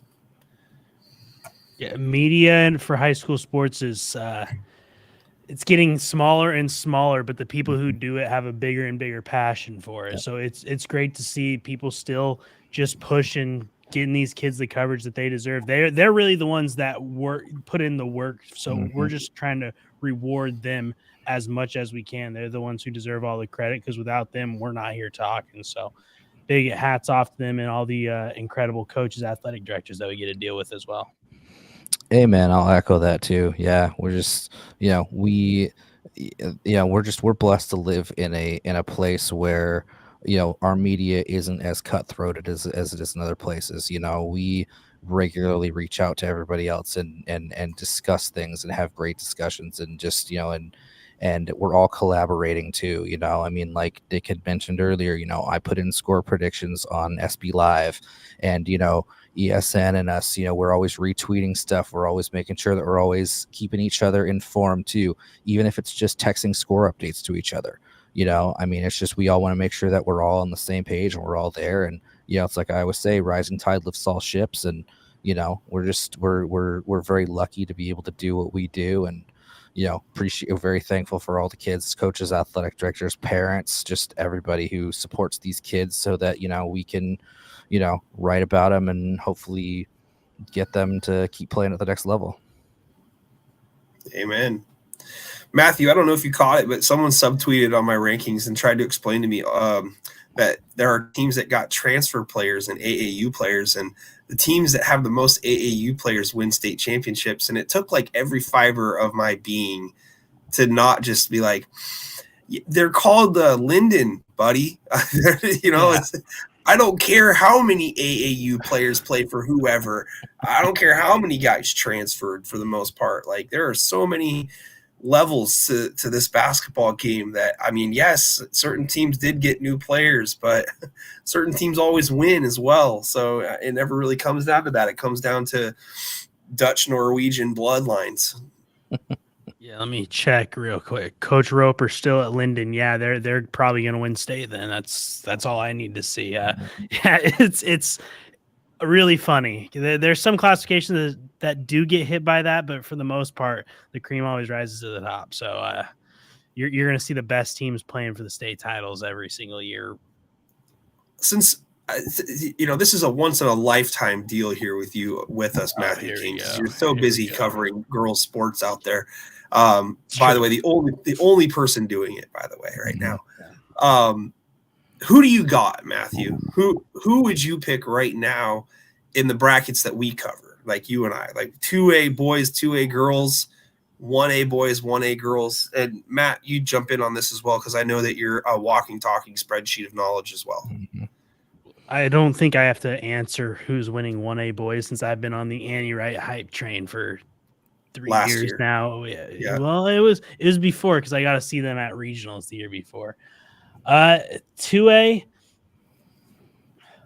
I think the gap's closed quite a bit, but I mean, I'm still giving the edge to Linden. Girls is wide open. I think Nooksack is going to take a step back with, Coppinger graduating, her moving on to UW. I thought Deer Park was poised until they got bumped up. That 2A girls state tournament, are you kidding me? That thing's going to be absolute chaos. For 1A girls, I'd probably give the slight edge to Linden Christian, just because coaching experience. Coach Bomber knows how to get the job done. And 2A, I'm going to surprise you. I'm going to pick my alma mater. I think WF West has a really, really good team this year. That's better than last year's team. And they still have Julia Dalen. Those freshman guards have more experience. They can shoot lights out. That's a team that they're poised for a huge run this year. Yeah, I like those picks a lot. I would also go give the tip of the cap to Linden and 2A boys. 2A girls, the thing that can, I'm going to say Deer Park. I'm going to say Deer Park, but the thing that scares me is if they have cold night shooting.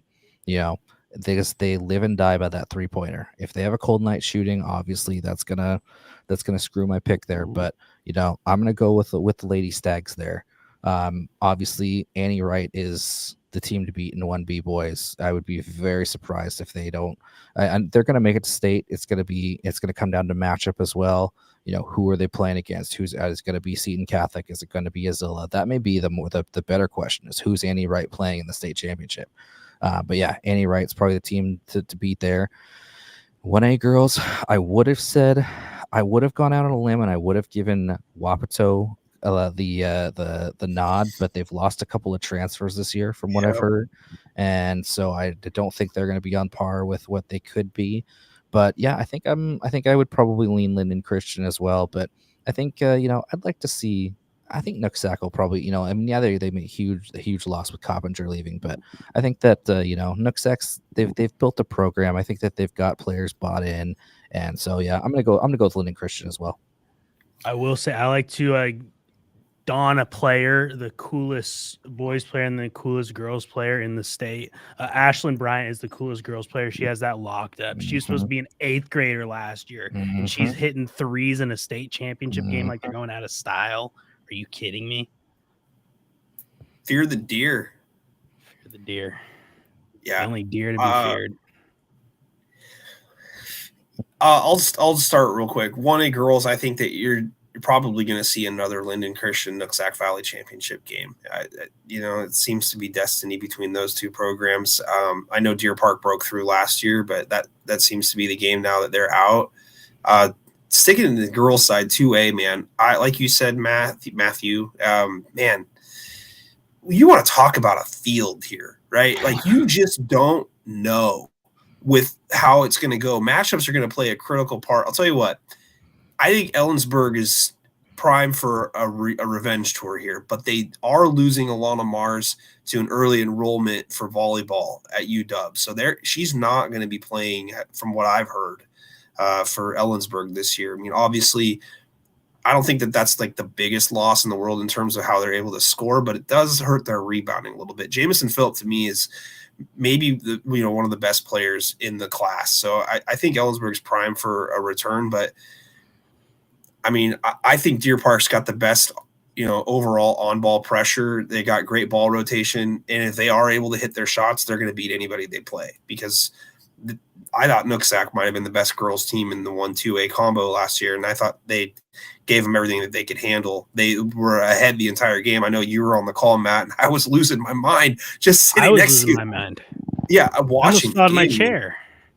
Yeah, for the boys' side, Annie Wright's an easy pick to win the championship game, and I think that's going to come down to probably them against Seton Catholic this year in the championship. And I would give the edge to Annie Wright right now, and I think that Seton Catholic scheduled pretty tough as well in the offseason here. So it's going to be interesting between those two teams. As long as Annie Wright stays healthy and they avoid a cold shooting night like they did against Zilla last year in the championship game, just kind of a real rough time. I thought they should have won that game based on how I was watching it. They got more open looks. They just weren't able to hit them, and then they didn't box out late on a putback, and that was really the difference in the game. One play can do that for you. For 2A boys, I mean, if there's ever a year where you're going to get Linden, it's this year. They still have Brett Hepner back. But like I talked with Matt last week, losing Anthony Canales and Costin Parcher, I mean, those are two really big contributing seniors and 3-time player of the year in Anthony Canales. So, I mean, I honestly feel like you're going to see Renton in the championship game as long as they stay disciplined. I think that they're going to be there as long as they didn't get plucked, like they did the year before after losing Ajay Simmons. Think about that. He could have been on that team last year, but Dennis Johnson's an amazing point guard. They got a ton of great players there. I'd also probably go with Ari Long at this point. Had a chance to see them in practice, and they're loaded. They've got probably their best team since 21-22 when they went to the semis and they played Linden to a 2-point loss. I would really think that that's probably the game right now. Don't sleep on Sammamish either. Sammamish is returning a bunch of good players, and they've got a really good coach, and they looked pretty scrappy last year. I think they could make some noise as well. One other team I want to mention, Prosser girls. I'm intrigued to see how the Prosser girls are going to do this year. They return a lot. They've got some really interesting games this year. I've already talked about the game against Chiawana a couple times, but another one that I don't think anybody really knows about is they're actually playing Woodinville in Phoenix this year at a tournament. So we're going to get to see, Prosser have 2 really, really good in-state games against higher classification teams to kind of show if they're for real. And I think that they are.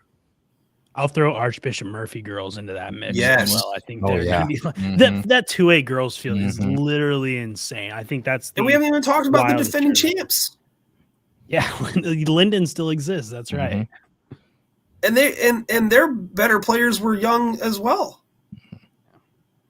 Like imagine if White River would have stayed 2A too. My goodness.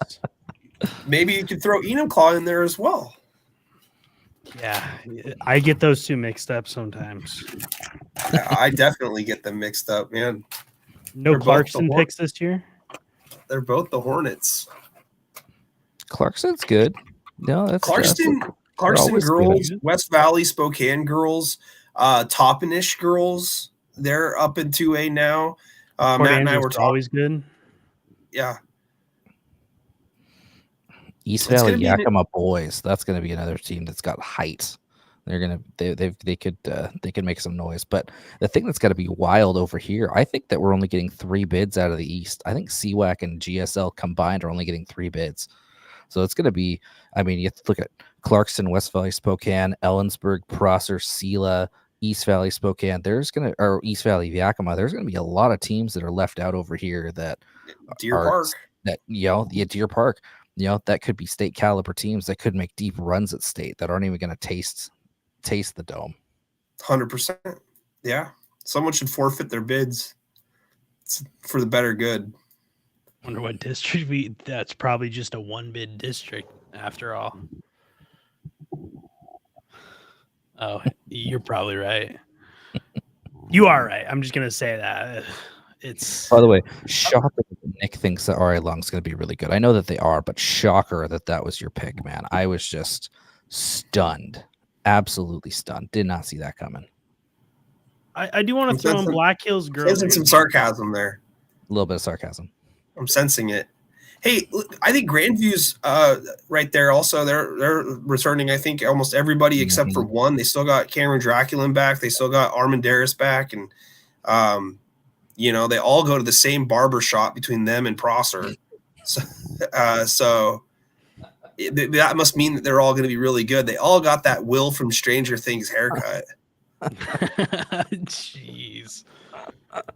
This is why Eli Sports needs me at Yakima, for content just like this. I told you, you're always invited until they force us to pull you off the air. You'll always be invited. Until it's gonna happen one of these days. It might be coming.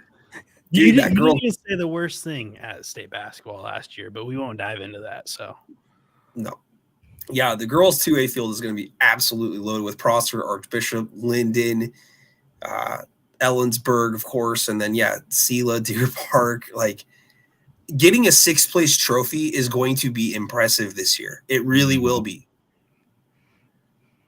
Yeah, it really will. I'll give you 2 free 2B picks, by the way, too. Freeman boys and Adna girls are taking home state titles. Yeah, Freeman, I don't think they lost a player dropping down to 2B. They might have lost 1. Not so fast, my friend. It's Columbia Burbank boys, man. This is they've taken, this is, oh my God, Tristan Fremont and Quincy Scott senior year. They placed, I think, 8th or 6th, something like that freshman year. They've slowly built up. And last year they were runners up. They've scheduled extremely tough this year. They're playing Colfax, they're playing Freeman non-league, they're playing twice at the Sun Dome. I think this is the year for Burbank boys, and they finally have a post presence. One thing they've been lacking all the last 4 years, they finally have a post presence. So I think I'm all in on Columbia Burbank. Obviously, that's my bias there, seeing as though they're 30 minutes to my east, but. Yeah, I think this is the year for those guys. I'm really excited to watch them play Colfax. Thankfully, that one's down here. That's going to be a fun game. Yeah, 2B is crazy, man. Like, losing so many great individual scorers like Gross from Napavine and then Swanson from Tula Lake, over here on the west side. I mean, those are guys that are going to be super, super hard to replace, but there's going to be some teams that have a chance to break through, maybe. Denault, great football player for Napavine. He's still going to be around over there. And Burbank had a great season last year. I thought Northwest Christian Colbert had a decent class as well. They're still going to return a good handful of players over there. Again, Northeast 2B, right? They're going to have a lot of loaded talent, but it's going to be an interesting year. Colfax, I think, is definitely got some staying power, but I think the field's pretty evened out this year still. Yeah. I thought last year was pretty even, honestly, but there were a lot of undefeated teams, and some other, St. George was a good team last year, and there's going to be all kinds of talent there and 2B still. This is one of my favorite time of year, man. You got fringe start for basketball, you got finish for football. It's great. Brian's putting me on the spot in the comment section here, Matthew. Yeah, as a Kelso guy, it doesn't have anything to do with the Kelso guy thing. I have a day job. I work, and I don't know if I can.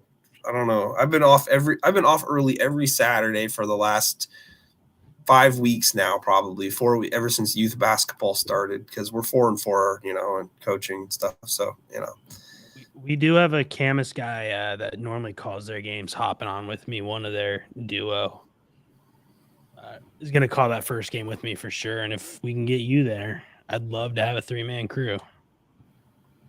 So, yeah, I mean, I was going to talk to you about, kind of the semantics of it here, but if I could make it, I mean, I'd be happy to kind of be second fiddle and let you do your thing. And I know that you have somebody else come in and run the camera, but I could always lend my video switcher, and I could do some production as well as some commentary. But it's up to you. I don't want to screw anything up, but at the same time, yeah, you do. Yeah. No, we can definitely talk and try and figure something out. I want to be invited back one of these days. I am going to have a baby though, again, already in February. So yeah, I mean, I might use that as the only excuse on why I can't go do something, but super excited for that. Clarifying question: who's having the baby? My wife. There you go. Okay, I'm just making sure. Ooh, man, jeez, Matt is just killing me. See, this is what happens when you get two Matts in a room, man. That's true. Yeah, you're asking for it. Mm-hmm. Yeah. Well, the one on the bottom is double trouble, so I'm really in for it tonight. What? Which, by the way, I wouldn't be surprised if next week Nick comes in with it. He goes, "Hi, I'm Matt Sisson from N2 Media." I might now. Matthew, looking great, man. It's been a while since I've seen you. It's really excited to see you, but I don't know if you noticed or not by now, but this is the longest that my beard has ever been in my life. I'm normally a clean guy, but not really a clean guy. You know what I mean? But yeah, it looks good on you. I literally just shaved today, so this is. I know you look super young. I know. I shaved last week. I was lucky enough to do NWAC volleyball, so I had to be looking professional for that. And then, I got to look professional for. I had a passport photo taken today too, but for semifinal football, got to get ready for that. So, Brian says we won't be in the box with him. We were asked which side of the press box we wanted, despite being the host. We were not asked. Oh, well, to the victor goes the spoils, you would think. I haven't talked. I got told by the Camas AD, Steven, where we're going to set up, and I said, okay. Yeah.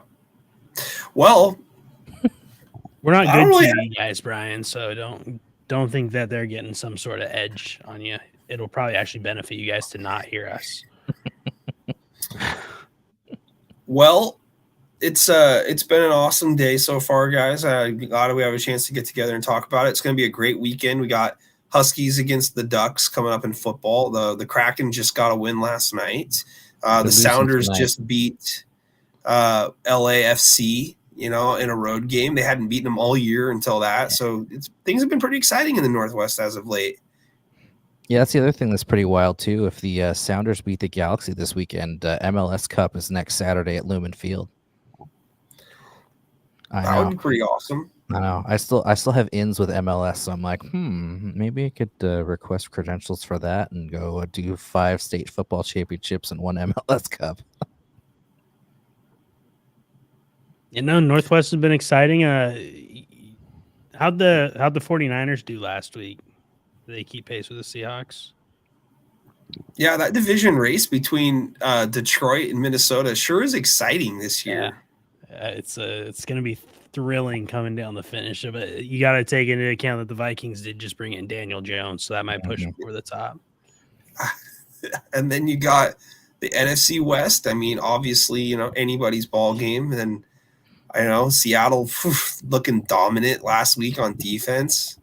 Geno Smith for MVP was what I was told. That was a long time ago.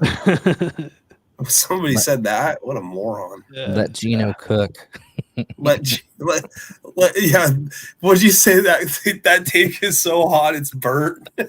yeah, something like that. That was, man, I logged off of Twitter after that. I'm like, that's enough for today. Yeah.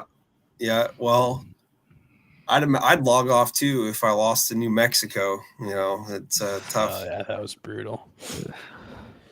Did the Cougars play this week? They lose to Oregon State too. They just lost Oregon State on that field goal, and then they play Wyoming. But hey, I said I'd trade 1-11 for that Apple Cup win. So as soon as that was in the bag, I was happy.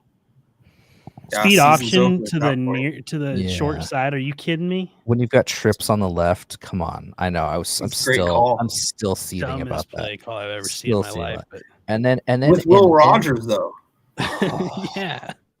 But then to say the play wasn't executed. It's like, dude, come on, man. Look at what you had.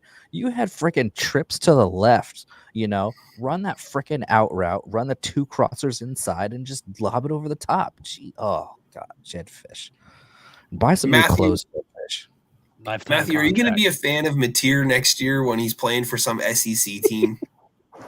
Absolutely. I was rooting for Cam Ward this year, Miami national champs.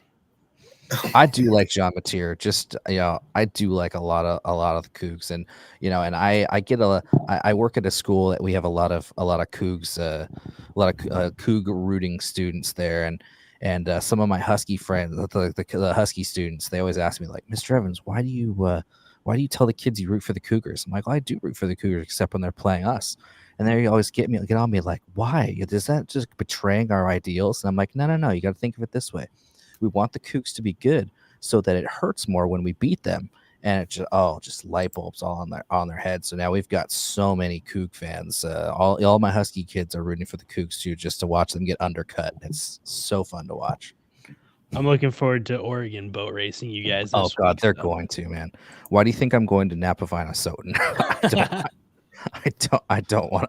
Other than seeing some old friends, I'd have no interest in watching that game. Even in all honesty, even if the Huskies somehow keep it closer, if they some by the grace of God, if they beat Oregon, I'm going to be silent because I just know that I